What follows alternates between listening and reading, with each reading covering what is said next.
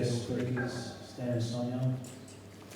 Just if you could just give a little bit of a background on yourselves, and and then maybe a bit of background on the topic, and we'll get into some conversation. Okay, thank you, Evan and Dion. So the blessings on us actually to be part of this group. I think it's amazing, even looking around tonight, like it's huge. So, and God bless you guys for actually, it's you guys that are doing it. Everyone that's bringing a friend, that brings a friend, that brings a friend. It's amazing, this youth group. So the blessings on us to actually be on the journey with you guys, through life. So I'm Stan, you see me pretty much every week. Sonia's my wife, she does the catering or picks up the food with Jacob, depending on the evening. We've been married since 2007. We've got 5 sons, ranging from 13 to 6. When we got married, we weren't in the church, so it's been part of our journey is the church, from 0 church at marriage to a little bit of church to now a lot of church. So we've been on our own spiritual journey, and in that finding yourself, I guess for me as a man, the large part was working out who I was pre-marriage as a single guy, not in the church, journey parties, cars, that type of materialistic life, to transitioning across to Christ. Doesn't mean I've given up everything. Still my car collection, that's probably the prized thing that I've hung on to. A lot of the mates have gone, because those mates aren't conducive to a Christian-based life. And it's, I guess, an ongoing journey trying to work out who I am. I really enjoyed researching this topic and trying to develop my own thoughts, having 5 sons, and trying to explain to them how to be a man in a Christian context. Because it's a very hard thing to do. A lot of Christian men think you put your head down and be silent. But being a man is a very powerful thing. And I guess we'll go through that tonight, how we harness that power for Christ and how you still be a strong man in your faith, in your family, in this world from a Christian perspective.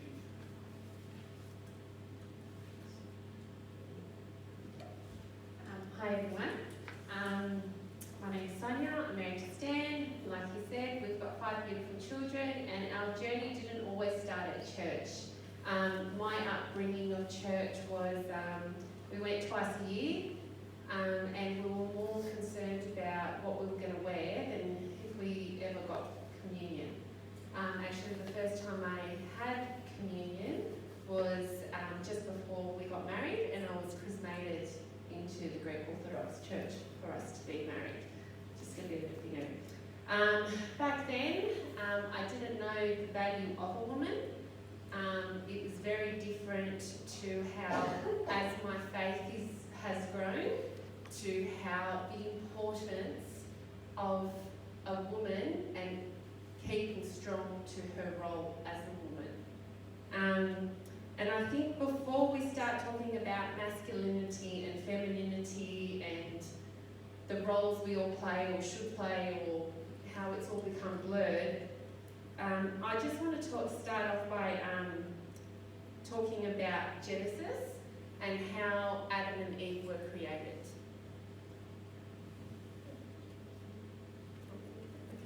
Okay, so I'm not going to read the whole thing, so we've all got access to Bibles and things like that. But basically, in the beginning, God created the heavens and the earth, right? And then He created the grasses, the trees, then the water, the lakes, the rivers.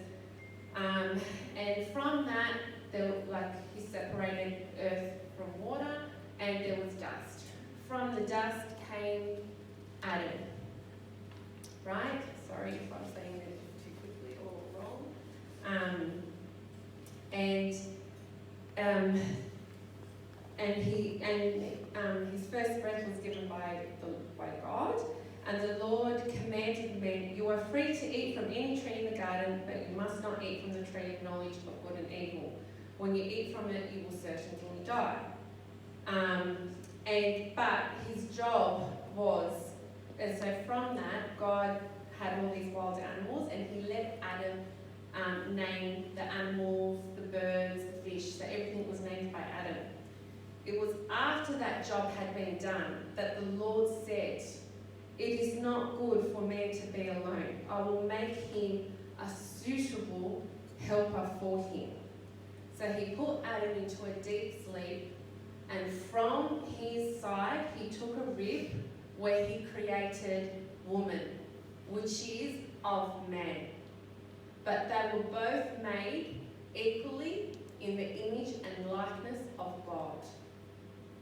So we need to remember that before we start opening up discussions of masculinity and femininity, because we are made differently, but we are made equally. Okay, and then it is said, sorry, this is the last part of Genesis I'll read.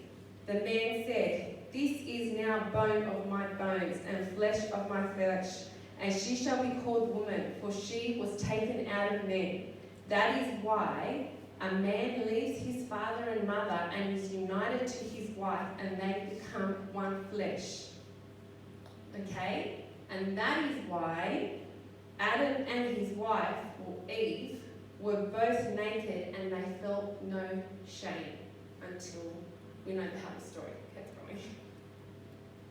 Until the woman tempted the man. Yeah. Bought it. Thanks to women. Yeah, thanks. Props to women. Alright, come on. There's too many guys up here. So we all know like the secular sense of, well, you know, of masculinity and femininity. You know, and a lot of young boys and girls will grow up, and even now at our ages, in early 20s and late 20s, will be trying to find what it is to be a man as a young guy. I can say for myself, I think that, you know, I've been thinking that since a young boy, and trying to find male role models. And obviously, I'm sure girls are thinking the same thing, how to be, you know, a lady, you know, how to conduct oneself. What do you think, you know, we'll get an answer from both of you, from masculinity, from Stan, from Sonia, and Father. You can chip in any time, of course. What do you think is the biggest game changer from going from a boy to a man, and from a girl to a woman in the Orthodox perspective, or from what you have experienced? For myself, when I went from a boy to a man, is when I stopped blaming anyone else, took sole responsibility for all my issues in life, and then took on the burdens of others as my burden. And I think I've learned that. I was probably your age, and I was going through normal teenage issues, trying to find myself, like you said. And I used to hang out with Father Connor Gomia. Some used to know him. And I realised at that time in his life, he was carrying myself spiritually, his two sons, his son-in-law, his father-in-law, and there were two other boys my age going through stuff. So that's when I realised a man was carrying 6, 7 other men with a smile on his face without a complaint. And that's what a man is in an Orthodox sense. I will take others' burdens as mine. I will try and make others people's crosses lighter. I won't complain. I won't do the poor me. We can all do the poor me. Everyone has something in their life that sucks. So that was the turning point for me to stop whinging. Basically, that woe to me how hard my life is, and take responsibility for myself, and then try and take responsibility for other people, and realising a strong Christian man has very broad shoulders, and can, with Christ, can help bring a lot of other people to Christ as well. And I guess that's something our priests do every day. So it's something we can do a little bit of. That's actually their full-time job, day in, day out.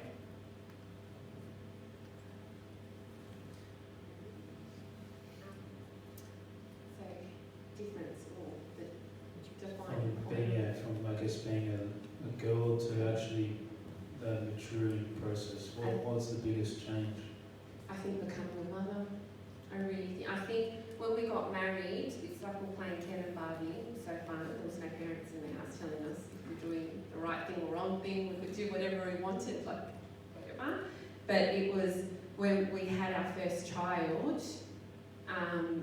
It was, well, this is real now. It's not about us anymore. Like I really need to grow up and take responsibility, and I need to take actions, and I can't storm off when my husband says, no, you can't.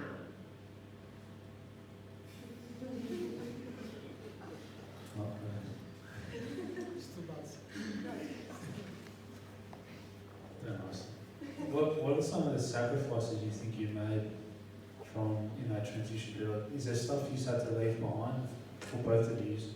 What were some of the stuff you had to leave behind, and why do you think that was a hindrance to you becoming, you know, a mature lady or man? I don't think it's a hindrance. I think it's acceptance.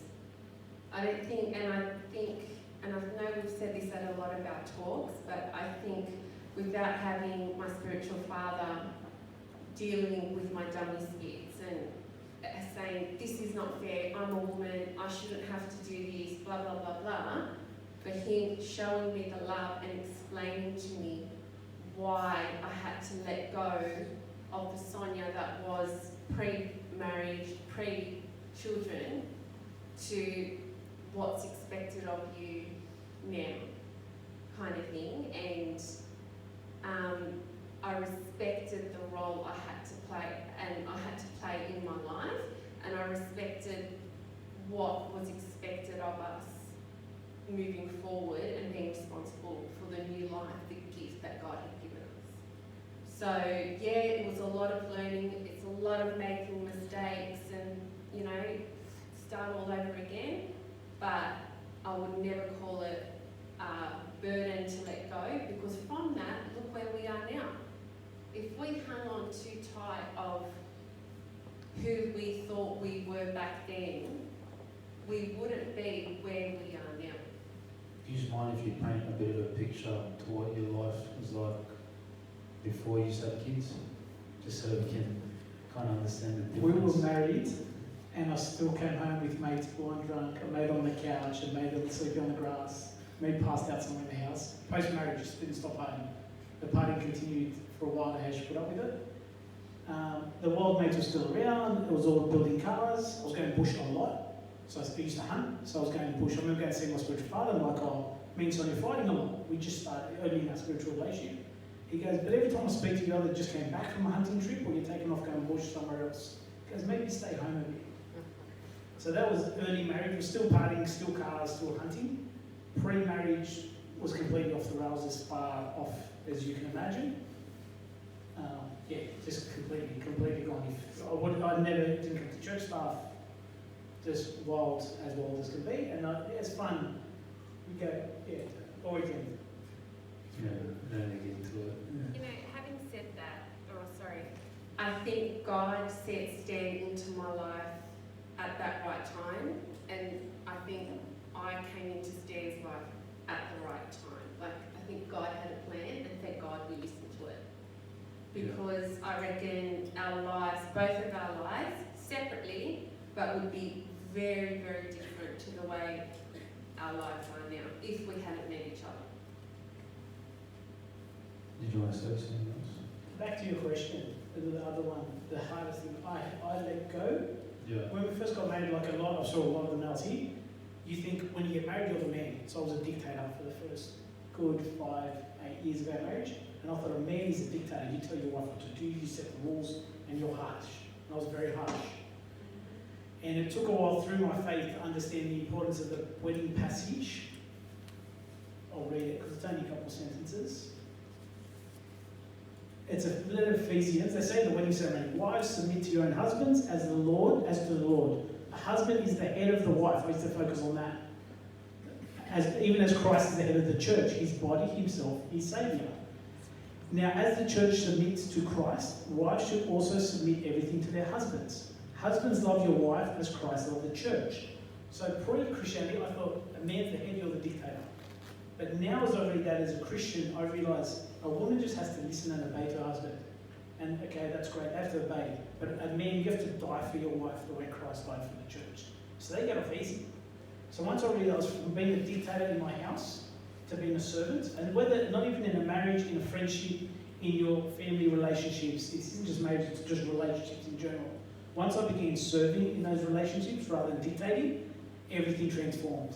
The relationships went from a very negative feeling to a very positive feeling. So that for me was the hardest transition, to go from basically humble my ego, from being the dictator, top down, to now trying to serve bottom up to everyone around me. The church, whether it's this in here, wherever it is, work, I try and serve. So even though you're the head, you're actually a servant to your wife. I mean, technically, like what you sound like in all seriousness, you actually serve by going to work, bending over backwards just to put, to have you to give your family a good life and to bring him to Christ, and be in church and be a good example, I guess. Being a good example, not a hypocrite, is something I'll watch out for, because being in the church, you don't want to go home and be a hypocrite, because then your kids will definitely be away from the church. So they'll all fall away, and definitely they're going to be 17, they're going to go off, not come to church, that's fine, but they'll come back if I'm not a hypocrite. I look at it, it's more like where, as a man, you're the ox pulling the cart. So yes, you're the head, but you're also doing all the hard work, you're doing all the heavy lifting. And your family's in the car behind you. So are your friends, when your friends are struggling spiritually, they're the ones in the car, whether it's your parish, whatever it is that's struggling. As an Orthodox man, where that's how I look at it, I'm an ox pulling a cart and trying to pull as much weight as I can with Christ. Because without Christ, forget it, there's no hope. There's more responsibility. Huge. You take on huge burdens. No, Right. I disagree with you. We have a disagreement now. That's common. Let's hear the feminine side. Well, no, we share role, like we've got our own roles that we're responsible for, right? So Stan's role is to provide, to protect, to be strong, to be unemotional, right? That's how you men are wired, right? You guys are the hunters, you're the hunters, you go out. Us women, we stay home, we show the love, we're the warmth, we're that safety, we're that glue, we're that automatic vacuum cleaner that you can turn on. Does that make sense? Right? So and I know you're laughing, but it's true. We are equal, but we are different. A woman is good at being a woman. A man is good at being the man. We need to accept that, and as soon as we accept that, we can move forward and be beautiful souls. Yeah?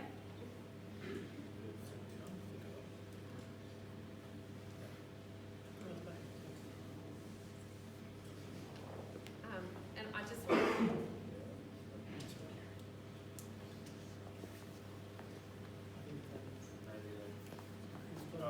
We'll just go with that remarks. I think our voices are loud enough.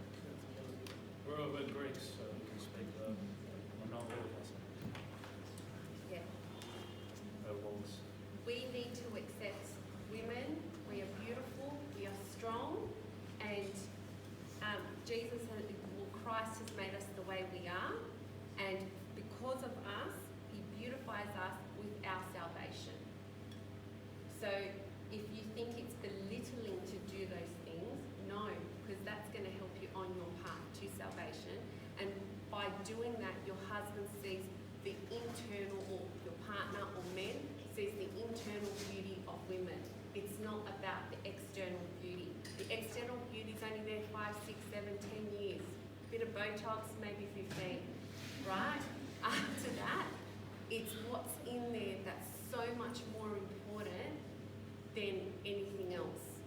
So we do have very important roles, but we are very different, and they are just as equal. Because if he's at home working, if he's out working and providing for your family, and if you're not at home raising those children right and making sure he's coming home to a loving environment, it's all going to fall apart. One thing we said before your kids do, if we couldn't afford for her to stay home, which we're blessed that she does, I work twice as hard. We moved as far out west as we had to, because for us having our morals, raise our children is more important. Some people have to work, women it's inevitable, especially if you want to live in a nice part of Sydney, you're going to both work till you're 90. But that was a conscious decision we said, we'll live in as good as we can, but it's more important she stays home. Because otherwise, what's the point of it really? I remember some of her old friends, the wife worked to make the repayments on the 2 Lexuses. I think you're kidding, just to show off 2 Lexuses, not the wife. Her whole wage went to the Lexuses. So the world's very funny. I was going to say, like, if this was another group or like somewhere else, I think we'd have like stuff thrown at us for the stuff we're saying. But you know, like even I thought in a different way before coming to church and seeing things in your life, not even just church, but just growing up, sort of, and learning about stuff. I'm still young, but you know, I think it's maybe a shock for some people to hear like this view of the woman staying at home and being a mother and a nurturer, because we just have this thing now going on, like it's shut down our throats about, role reversal sort of thing, like the woman is the woman is expected now to have a big career and be the provider, and the man, you can stay at home, you can be a stay-at-home dad and stuff. I don't want to say it's bad or wrong, but it doesn't seem right. Like it seems like that puzzle piece doesn't fit. It doesn't. We've got a friend who's a stay-at-home dad.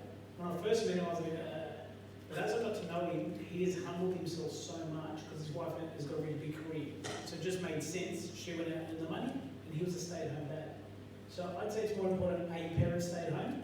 So it must be so humbling for him as a man to know his wife's going out and he cooks and cleans, he runs the parent PNF at school, and he still kept his manliness about him. So again, it's not about one has to do the other. What's right for our family isn't right for every family. Some families might be different, but in this crazy world, you definitely want one person staying home. Because if you send them to preschool and from little age, who knows what they're going to learn. This world is rapidly changing. Without it easier. Yeah. We're not going to into politics, so. Is there anything you want to add, Rob? I'm just glad that we're finally mature enough to discuss these issues. Obviously, we've got two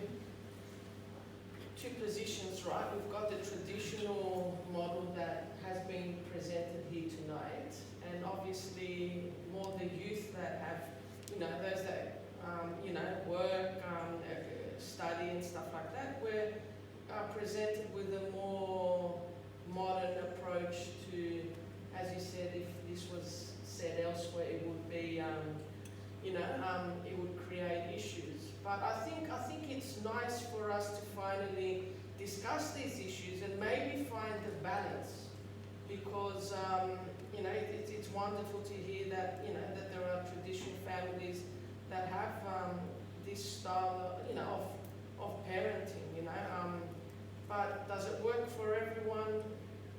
Pastorally, I can say it doesn't work for everyone. But I'm just glad that we're discussing this, and I'll give you another. I grew up in a very, let's say, traditional family, even a church where, the husband is the head of the wife, whatever he says, it's law, this is what the church says, this is what the family says, the husband makes all the decisions, and I could see that was not the right approach. So what is our challenge as a church today in the 21st century? So I think our challenge is to enable our youth, both male and female, to find their calling in the church. And I think that's a problem for us today, because I'll be honest with you, if I had,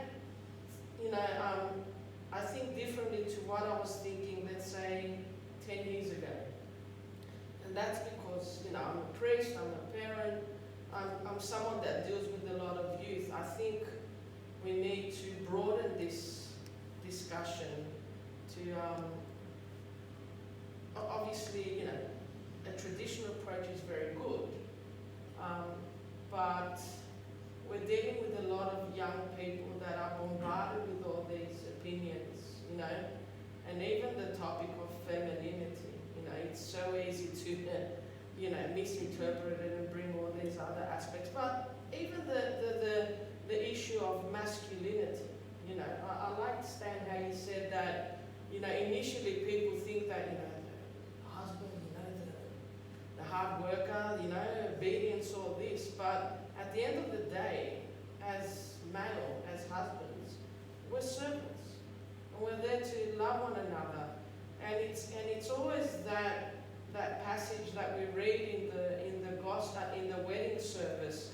I get very upset with couples when they bring these traditions from Greece, where their parents tell them, during the wedding, when you hear this passage, the wife should fear the husband, which is a very bad translation, you know, husband and wife are looking for each other's feet, who's going to step on the other one? And I get very, very upset. And I've done a wedding where the husband stepped on his wife's foot, and he's been paying for it ever since. Okay, so I think we, as a church, we need to talk more about this and to educate our faithful, especially our youth, and obviously our, you know, ladies need to find their calling in the church, and the same thing as well. Our young men need to understand that we need to have discernment, and when we read passages like that, we don't immediately start, you know, going all bravado and, you know, we need to find that balance where we need to treat each other with respect. And I find those, have you seen those commercials where, you know, there's a boy constantly throwing the ball at his sister, and the father's not saying anything even though he's worried. He doesn't like seeing what his son is doing to his sister. And, you know, the mother's like, you need to do something about this. I think as a church, we need to provide the whole picture. And yes, we have traditional roles, but we need to teach our youth first we need to respect each other, male and female. So we've got these traditional roles, but I think it all comes down to respect. If we learn to respect each other, then we are spiritually able to fulfill our roles as God wants them to be. If we come from a very perspective of very male dominated, like my father was like, you know, I'm the father, you know, all the decisions are done by me, and many mistakes happened. Where my mother was more, you know, humble, and she would see that mistakes were being made, but, you know, that's how she was taught. So it's our challenge as a church, and I'm glad to see that, you know, Stan and Sonia are talking about this, where we need to discuss what is our calling in the church. Okay? That's what I have to say there. Thanks, Phil. Is there anything you want to add on to that? Or Just one thing, femininity, I want to say as a male. In the Orthodox Church, we had feminism before it became a thing, because you think we have Christ at the top of the church, but Christ is fully God, fully man. The highest human in the church is Panagia. So every female is also in one way or another Panagia. So women are held in such high esteem. Yes, the priests are men, but if you look at every church is generally run by the Orthodox, the women who do the hard work, the cleaning, the cooking, the fundraising. Panagia is such a huge festival. Look how many churches are dedicated to her. So again, if we don't look at it with those macho glasses on the Father was talking about, Panagia and females are held in such high esteem in our faith.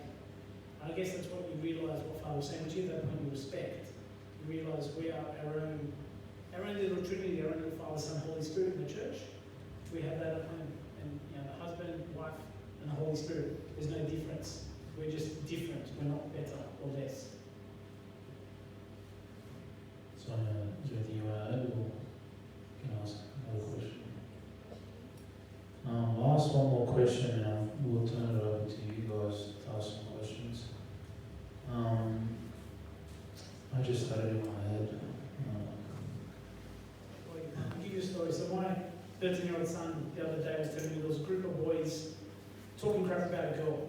And there's a boy, he's the son of another Cobra parishioner, and the father's very active in the church, he's a doctor. And his son, who's about 16, stood up and told off the other boys and said how disgusting it is for you guys to talk about a girl in such a manner. And I thought, that's a man. In this day and age, a 15, 16-year-old boy is more of a man than most 30-year-old men I know, because he wouldn't let people talk crap. And my son came home and was blown away by that, because he idolizes that boy, and that's only 2-3 years older.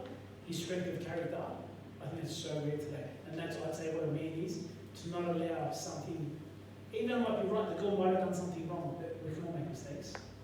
So that to me was very impressive from a young boy. I think that's a big thing, the respect for women, for girls, and, you know, I'll be honest, in like before I was coming to church, like if somebody says something like you need to have respect for women or respect women, like I would laugh or something, like it'd be like some joke, like, you know, and, you know, I feel embarrassed saying that it's not something cool, because it's a big thing now, and like hanging around people in the church now, since I started going a bit more seriously, getting to know people, that's a big change. When you're around other guys and you're talking to guys in the church who are mature, and there's no talk about, oh, this girl, I did this with this girl, and, you know, exposing girls and this, and saying, oh yeah, she's just this or whatever. There's none of that. You don't hear about any of that anymore. It's very respectful, and everyone's mature, you know, and so I think that's a big difference from being, you know, a boy and then a man. I remember what I wanted to ask. I just wanted to ask, if someone's in a spot now in their life where they can see themselves wanting to take that next step to becoming a man or becoming a woman, what is one thing they can start doing now to start moving in that direction? They can go home now and say to themselves, you know, this is what I can start doing, like a practice, something practical. My advice would be to serve somebody. Pick an organisation, start serving. If you can't serve at home, if there's issues there and you're not spiritually developed enough to overcome that challenge, get a community organisation, become a coach of a footy team, pick something and start serving. Because service becomes a habit and it slowly grinds away your ego. So find an active service. Even better, get married. Or decide what you want to do. Is it Elder Basios? He tells a story or a parable or something. It's two men. One's smart, you know, good looking, and they're both standing at the edge of the river. It starts to pour down. The other man, not so smart, bit ragged, doesn't really take care of whatever. It's not that good looking either. And he decides, so it starts raining heavily. The poor man or the unintelligent man decides to jump in the river and swim to the other side because it's safer, there's shelter, there's warmth, there's food, there's everything there. And he makes it to the other side. The smart man looks at that guy and goes, Lucy, you're stupid. Why did you jump in? Now you're wet, now you're this. I'm going to wait till the rain comes to an end and I'm going to then cross that river. He gets drenched. The river is too dangerous and he never makes it across that river to get to warmth, shelter, love, all things good. So what my advice is, if you want to get into a relationship or if you want to turn from a boy to a man and a girl to a woman, don't overthink it. Just do it and have love and respect in your heart and pray on what you want. And if you are struggling with that, seek a spiritual father. It's very simple. So when somebody says get married, because marriage is martyrdom, it's the hardest thing you're ever going to do in your life. Any spiritual father will attest to that. Whereas monasticism or marriage, it's finding your ego. So that's why when you say marriage is martyrdom, it's true. It's not, it's great. Trying to say something. Yeah, I can't say that joke. It's like a dad joke. I think it's as with everything that we do in life, when you love something, when you love someone, you sacrifice yourself for the other person. So if you approach the sacrament of marriage thinking that, oh, you know, I'll be doing my own thing and, you know, it doesn't work like that. You know, we get married to sacrifice ourselves for the person we love, and it's reciprocal. And once you have this, you know, reciprocity between the two, between husband and wife, God's blessing comes upon them, and you realize that you're there to help each other to achieve salvation. I think when the ego gets in the way and you know, then the issues arise. So I think, yeah, sacrifice. You need to learn how to sacrifice yourself for the other one, and that's when respect comes into the picture, love you stop thinking about yourself. So when I get couples coming to see me to book their weddings, I always tell the guy that, especially the guys that, love their footy or soccer, I go, look, there'll be times that, you want to sit down and, watch your footy on a Sunday afternoon, but, your partner, your wife will want to go out for a coffee or, take the family on an outing, and you'll have to give that up. And you'll be surprised how many of the guys go, no, I'm just going to stay home on a Sunday afternoon, and, I need to watch my footy, I need to, and all that. I love my footy too, but, there will be times, as I said, to sacrifice your will for the other person, and that's true love. Ego does not exist where there is true love. When there isn't true love, that's where the ego comes in and creates all these issues. So if you're not willing to sacrifice yourself for the love of the other person that you're with, maybe you're not ready yet. So Yeah, I think it's. I like talking about this, like you said, but I think it's important to have a discussion. So I think the masculinity everyone thinks of in the secular sense is like no, I'm going to stay and watch the footy. Like, I'm the man, I can do what I want. She's going to force me to go out. Like, no way. But actually, being a man is actually saying, of course, like let's go out. Honey, I'm not going to watch the footy. I'm not going to do what I want. not always. I mean, you get your times. Don't worry, you do. I was worried. You don't get as much of footy watching as you used to when you were young. That's I think I just want to get the message across to everyone. Like it's in my head now, just from what Father said, and I hope everyone understands it too. Like you're just giving yourself, you really are serving, and that's what being a man is like putting yourself last. And, it's a hard concept to grasp.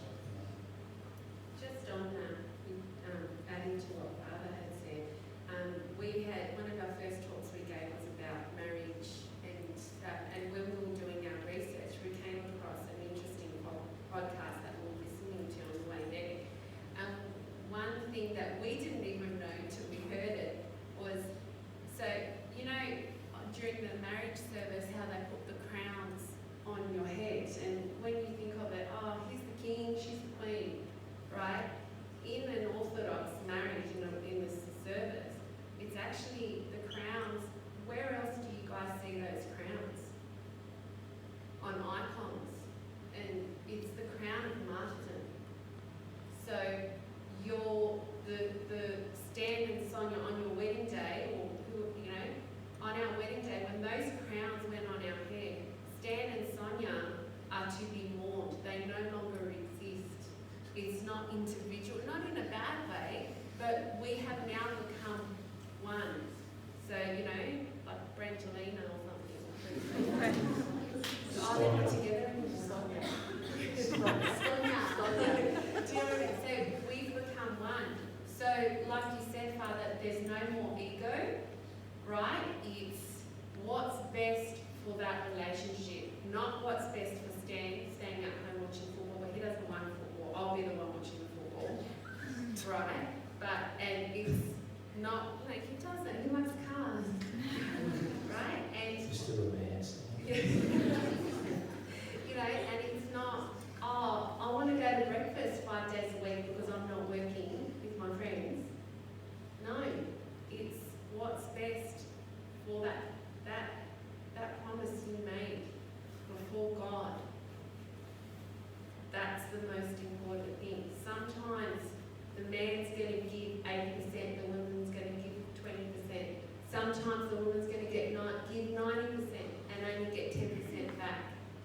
There's going to be times, anything, what you choose to do, if you choose to stay single, if you choose to become a priest or a monk or whatever, there's going to be times where this is too hard and you want to throw it in, but you've got to pray to God. God will give you the strength to continue whatever it is.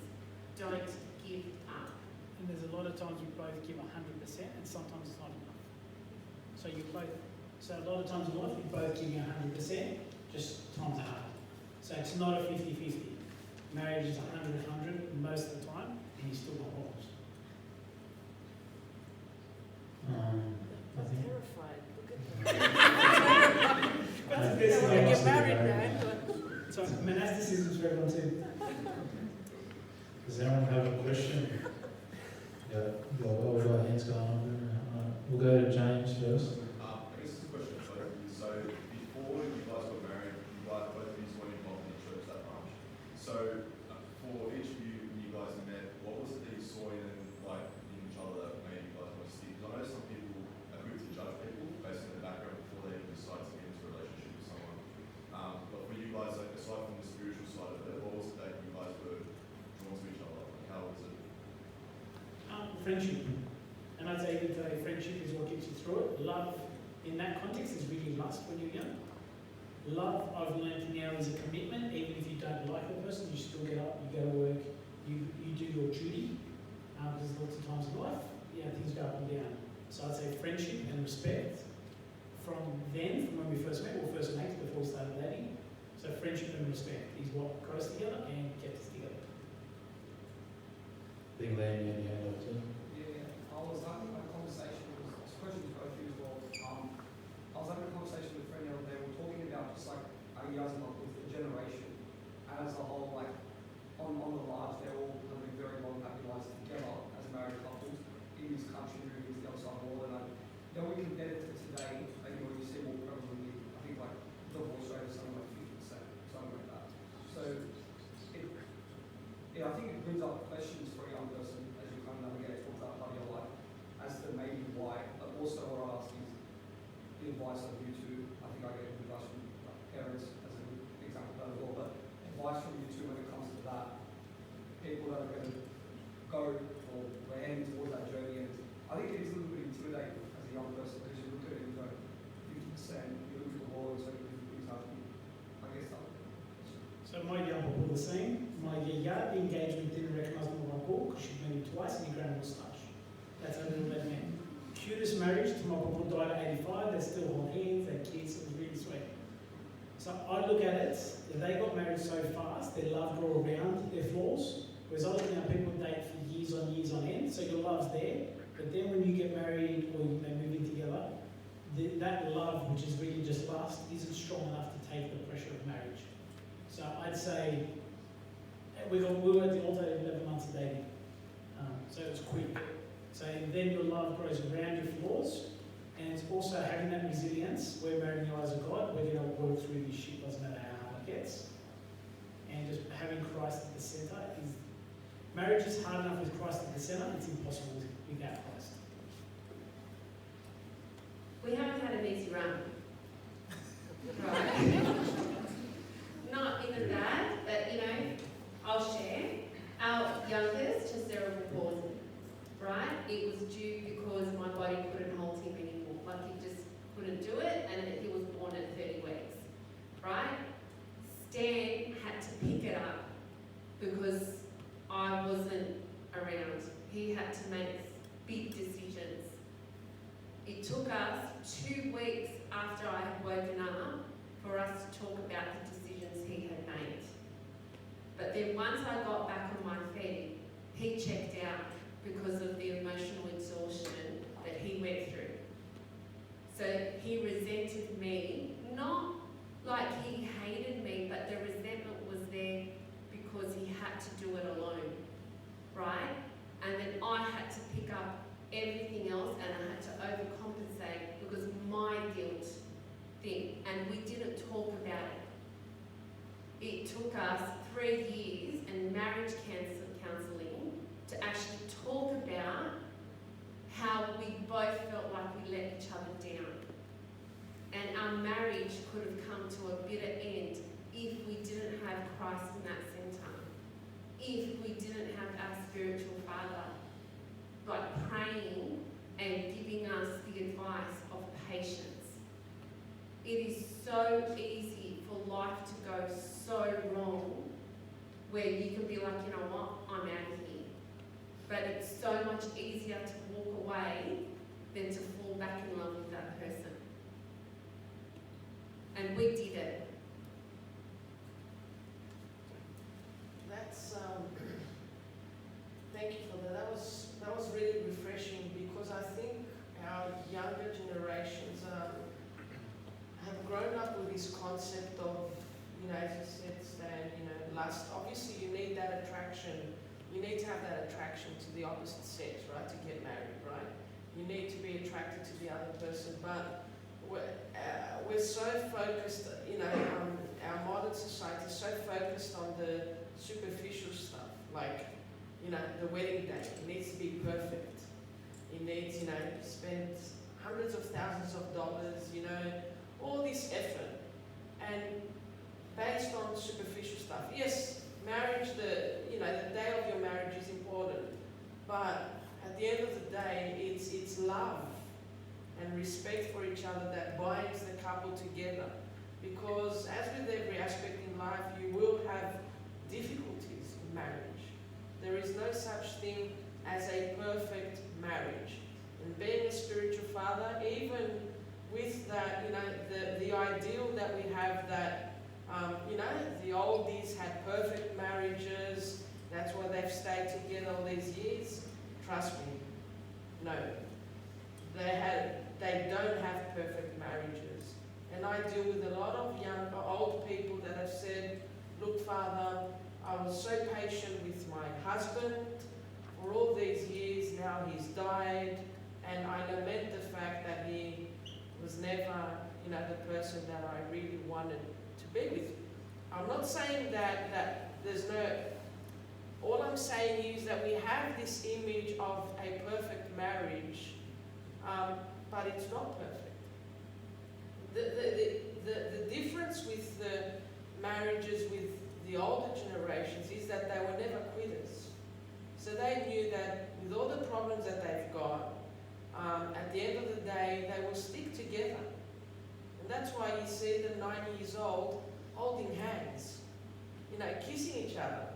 Or, we've done a lot of funerals now of elderly people, and you can see the anguish and the pain of the husband or the wife having lost their life partner, someone that they've lived with for over 50, 60 years together.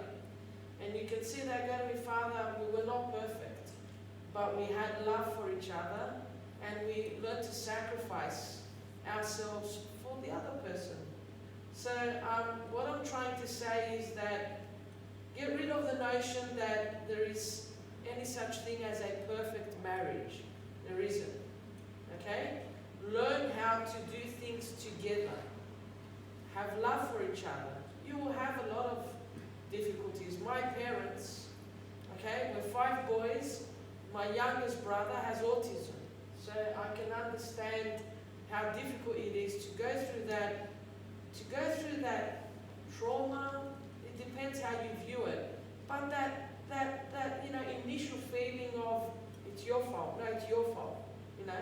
Because couples start thinking, why did this happen? Why do I have a child with special needs? Okay. But yet it's the love that the couple has for each other that is pushing them to go through these difficulties. So all of you, don't be scared of marriage. Marriage is beautiful, okay? We want to see you guys getting married to make Christian families, okay? To raise your kids the proper way, the way that God wants. But I want you to know that you will have difficulties in life. And those difficulties are only surpassed with faith in Christ and love for each other.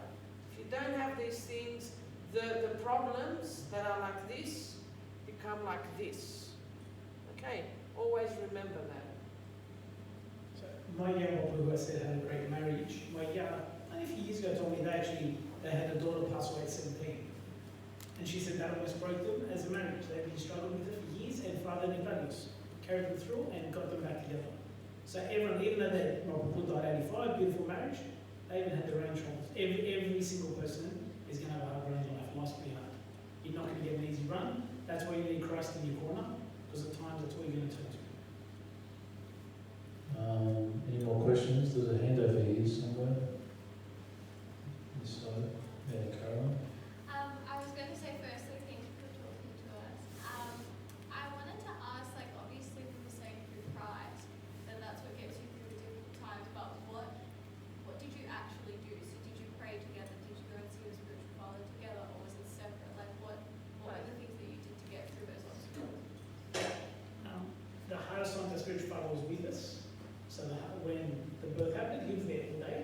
the advantage being so close, they feel your pain. And he did that journey with us for the first few years. And we confessed together, confessed separate, having a very active spiritual relationship with that spiritual father. Because at times you don't have the strength to carry yourself, they carry you for you. Your cross is too heavy, so they'll carry your cross for you. Also, a lot of tears, a lot of prayer alone, a lot of prayer together, a lot of prayer behind his back, not knowing that was prayer. And normally it's like me going off my rocker at God, so it wasn't just like, oh God, no, it's, big stuff.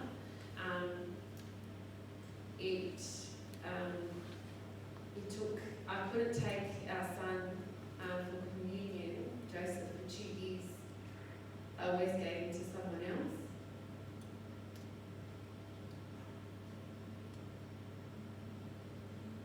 But it was the support of the families and the couples we had around us, so that's very important too. So it's not just a relationship, husband and wife, it's the relationships you have around you, because our cross was too heavy. And I can guarantee, the friends we had carried that cross.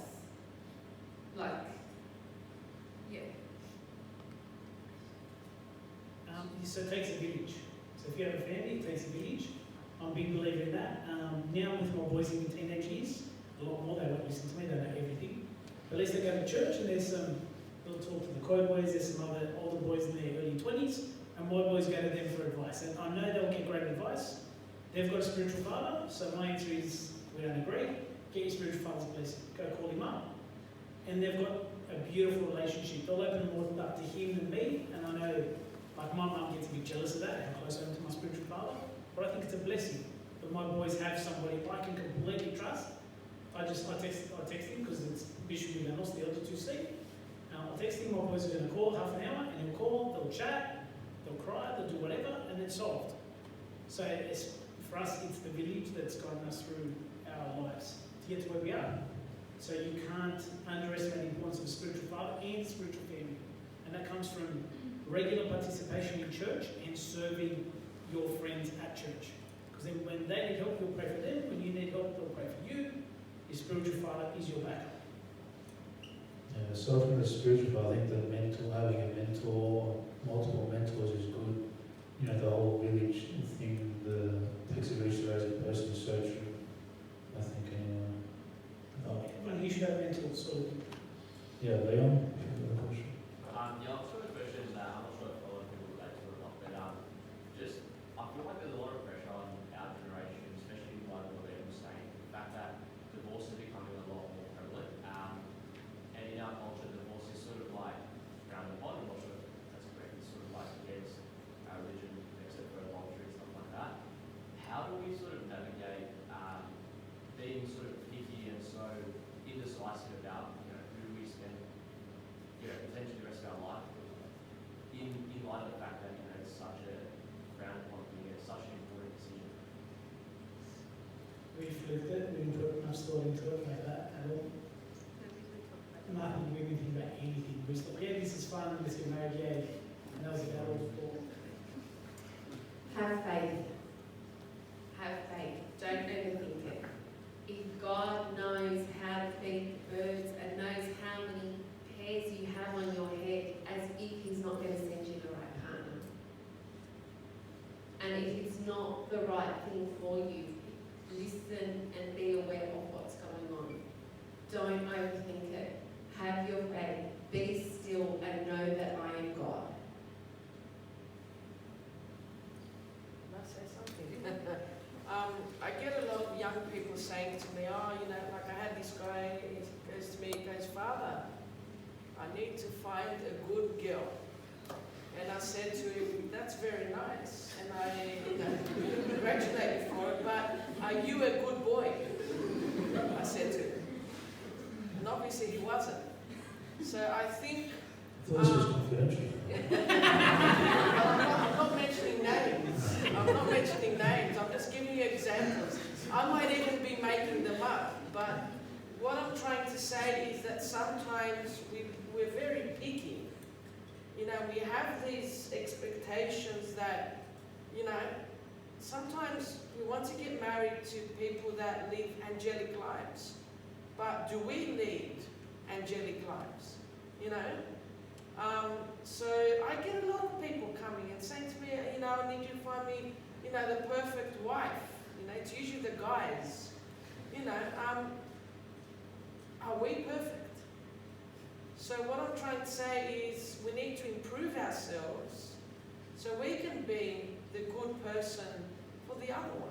Because with marriage, you know, like it's what Stan and Sonia said, like someone asked Elder Paisios, Saint Paisios, they said to him, why is it that sometimes married couples are so different to each other?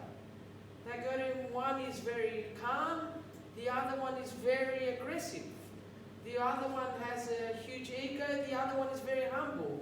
And Saint Paisios said, he goes, God allows that to happen so they can help each other to become better people. Because imagine if you had two people that were both extremely selfish, or you had two people that would get very aggressive with each other. So, you know, the one person balances the other person. So try not to be very picky. Obviously, you need to choose the right person. And there are certain, you know, practical things that I advise, you know, people that come to confession, that you need to look out for things that are very important, you know, to make sure that, you know, the person that you're going out with doesn't have these, let's say, weaknesses, you know, vices. But at the end of the day, it's all about faith. If you have love and faith in the other person, and your aim is to become a better person, not to change the other one. Okay? Because there are many times that we want to change the other person, but we ignore the fact that we're not, you know, we're not perfect either. So we could be part of that problem that we're facing at the moment. So it's important that you have a common spiritual father, that you're able to discuss these issues, because when the problem arises, if you don't have the spiritual father to help you, to guide you, to assist you, to carry your cross for you sometimes, you'll have more issues. Anyone else have a question they'd like to ask? Yep. I just want to build on that. I think in our generation now, people don't like commitment. So that's maybe where we're getting a lot of the 50% from. Whereas you look at our grandparents and it's, you know, they stuck it out. They, you know, for themselves, for their family, you just make it work. Because through marriage, that's what you do. And with Christ's help, that's what you do. But people aren't like that anymore. So I think that's where we get lost. I think we live a very fast life, you know, because young people, we want stuff quick and we have these short attention spans. I'm speaking about myself now, and it's a problem, you know. You just want things done and you quickly want, you know, you don't want to spend too much time working on stuff to get it perfect. And if something's not right, the first time you just on to the next person, you know. But you don't realise that you need to put some work into it to actually, you know, see the fruits. So in answer to both your questions after you said it, what I thought about, if you want a committed partner, so if you are the husband, as in you might not have your partner yet, but if you get your act together and you act in a certain way and you're on that path of being that good provider husband you want to be, by default, and you want commitment, you will attract somebody that has that same level of commitment. So men act like a husband, don't act like a boy, don't be a party animal, don't act like a boy. And women don't act like a girlfriend, don't be, and boys will look at you like a plaything, act like a wife. And then God will provide that balanced partner that will match you, because you'll attract the same. So if you are a committed personality, you will attract a committed personality. If you're a silly person, you're going to attract another silly person and lead to divorce. If you're selfish, you're going to attract another selfish person, but then you're going to take out of the bucket. So when you get married, there's a bucket, you're going to put love in, or both take out. If you've got two selfish people taking out of the bucket's empty. Divorce. So be the person you want to be for yourself, and you will attract similar. But going back to masculinity and femininity, do we think maybe there's more issues of divorce and things like that? I'm just putting it out there because of the roles and how the line has been blurred. The role of a man and the role of a woman and their responsibilities. How, like you said, back in the days it worked. Men knew what they had to do, women knew what they had. Whereas now, and it's a lot of pressure. And we think that we can fix everything. No, you can't. Our souls, our personalities, us as humans, we've been created uniquely by God. We are unique. We cannot be changed. That's how God created us. We can't be renovated like a house. We can't be upgraded twin turbos and things like that. You can't just fix it or buy a new one. Plastic children. Anyone that maybe disagrees with what you're hearing, or you feel that it's a bit too far-fetched, or I don't disagree about that. So it's kind of based on what you were saying earlier when you were talking about, pardon me, how when you got married and you entered that journey together, how you kind of approached taking on a Christian life together. My question is kind of to you, Sonia, did you have that traditional view of wanting to be a Christian wife and woman and mother before? And if not, how did you face that pressure from modern society kind of going, you should be able to do both, you should be able to do everything and have a big career at the same time? How did you transition? I know this is going to sound really silly, but I was very different before I met Stan. Very, very different. And I never thought marriage was on the cards for me. Before, when Stan met me, I was actually earning more money than him. I had, he was broke. I used to, lucky we were friends. Sorry, it's coming out. right. But, so, and I had shares in coffee shops. So there was a lot of money and there was whatever I wanted, whatever lifestyle. And then I met Stan, and he was very different to a lot of the men around me. He was a gentleman. Before, and a lot of the men just wanted, their goal was to get one thing and move on, basically. And I'm sure you girls can all see, like, there's just, you know, so they all look the same. Does that make sense? And then Stan came into my life through his sister, and it changed. It really changed, and whatever I didn't want, I ended up getting. So I ended up becoming a wife. I hated kids. I know it's hard to believe, but when you own coffee shops and you see what kids can do, they're gross. They used to vomit on me.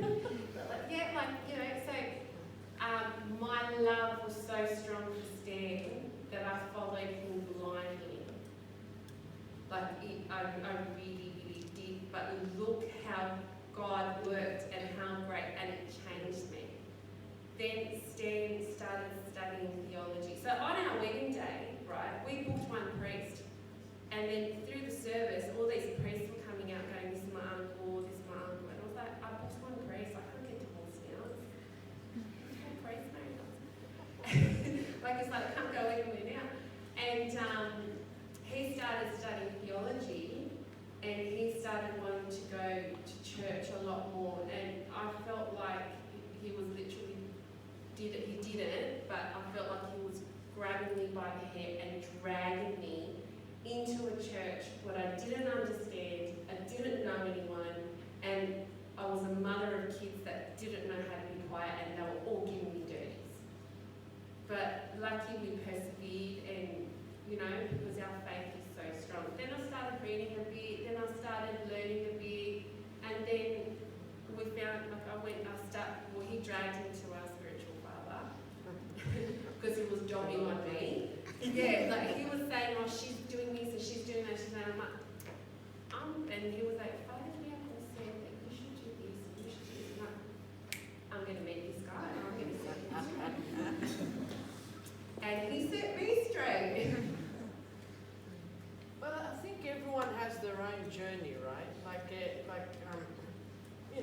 everyone has their own journey. Obviously, you know, both male and female, you know, you want to succeed in life, you know, you had your coffee shop, you were very successful, you're earning more money than Stan was.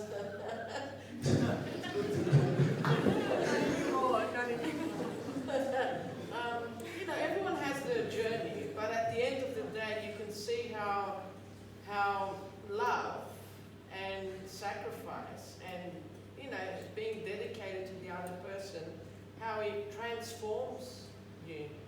And suddenly you become a person that has so much love for their kids. Because I don't know Sonia for very long. It's ever since I've come here to Cogra that I've been able to spend more time with Stan and Sonia, and I can truly say that it's very rare to find parents that have so much love for each other and their kids as Stan and Sonia do. So, so you can quickly see that, you know, God's grace, how it transforms a couple when they are willing to, you know, take that plunge and to, you know, make that journey in life together, united as husband and wife. So yeah, so it's very refreshing to see that. Yeah. Any further questions? We'll do like a few more, maybe two. There's a question there? Yeah, George. No, the lady there was Oh. first. Yeah. Just going off the last question, I respect and admire the traditional roles of women and men have to play. Is it just like, what would your advice be for a woman that wants to work and has it as the goal but also wants to raise a family? Is that possible? Of course it is. Yes, of course it is. But it's what you discuss in your relationship, and it should only be between you, your partner, and your spiritual father, if you think. But you can, but you can't have it all, right? It's like if you want to excel at something and be good at something, you have to focus on something, you know? So there'll be times where you can work, and then there'll be times where you have to stay home and be a mother, and then there'll be times that you can go back to work, and then there'll be times that you have to focus on just being a wife. So, a lot of couples have to work, and I've got friends where the women have to work. There's just no choice. That's life. And I look at them with such respect because it is so hard. I think for us, having someone stay at home, we're blessed in that sense. But to have both working parents and raise children, I think it's so hard, and they should have respect. There's those people that choose it because they want the yuppie lifestyle. That I think